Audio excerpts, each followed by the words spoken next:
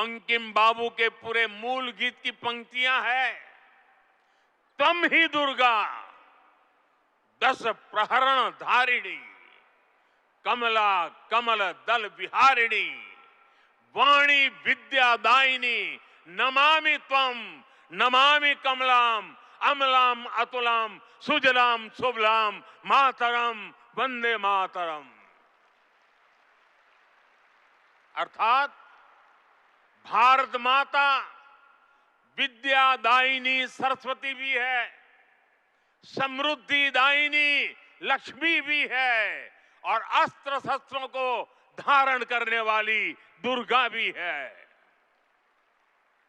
हमें ऐसे ही राष्ट्र का निर्माण करना है जो ज्ञान, विज्ञान और टेक्नोलॉजी में शीर्ष पर हो, जो विद्या और विज्ञान की ताकत से समृद्धि के पर शीर्ष पर हो, और जो राष्ट्रीय सुरक्षा के लिए आत्मनिर्भर भी हो। साथियों, बीते वर्षों में दुनिया भारत के इसी स्वरूप का उदय देख रही है। हमने विज्ञान और टेक्नोलॉजी की फील्ड में अभूतपूर्व प्रगति की है। हम दुनिया की 5वीं बड़ी अर्थव्यवस्था बनकर उभरे, और जब दुश्मन ने आतंकवाद के जरिए भारत की सुरक्षा और सम्मान पर हमला करने का दुस्साहस किया, तो पूरी दुनिया ने देखा नया भारत मानवता की सेवा के लिए अगर कमला और विमला का स्वरूप है, तो आतंक के विनाश के लिए 10 प्रहरण धारिणी दुर्गा भी बनना जानता है। साथियों, वंदे मातरम से जुड़ा एक और विषय है जिसकी चर्चा करना उतना ही आवश्यक है।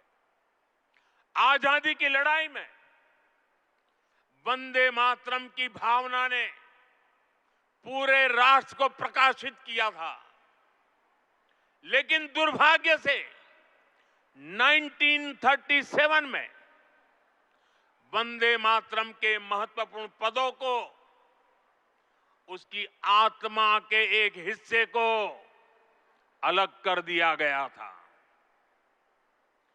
वंदे मातरम को तोड़ दिया गया था, उसके टुकड़े किए गए थे। वंदे मातरम के इस विभाजन ने देश के विभाजन के बीज भी बो दिए थे।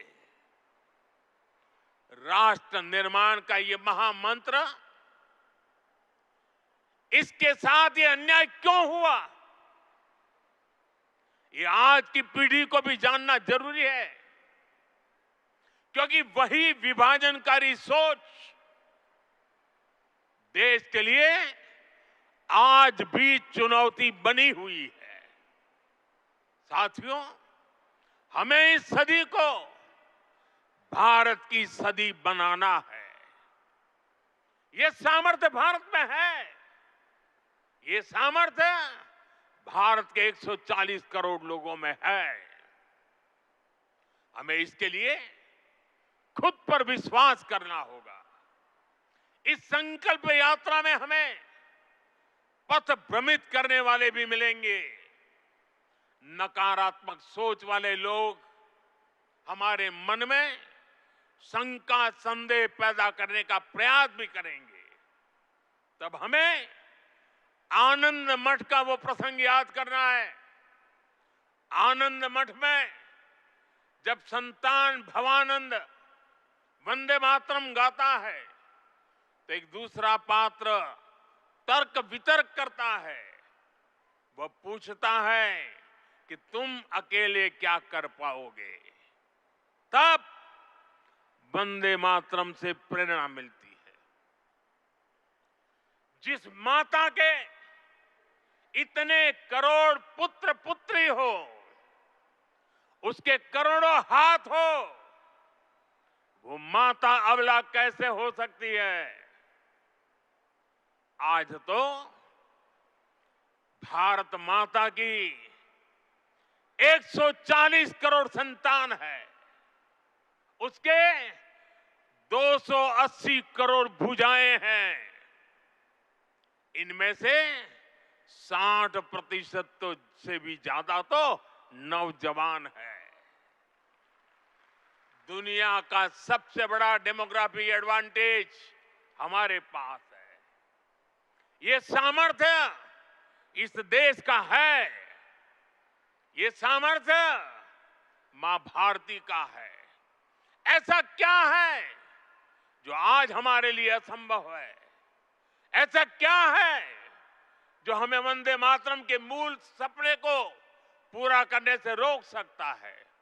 साथियों, आज आत्मनिर्भर भारत के विजन की सफलता,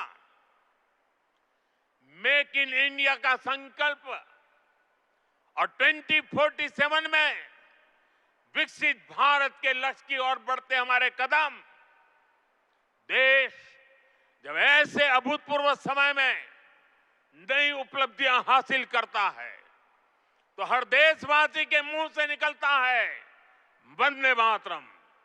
आज जब भारत चंद्रमा के साउथ पोल पर पहुंचने वाला पहला देश बनता है, जब नए भारत की आहट अंतरिक्ष से सुदूर कोने तक सुनाई देती है, तो हर देशवासी कह उठता है वंदे मातरम।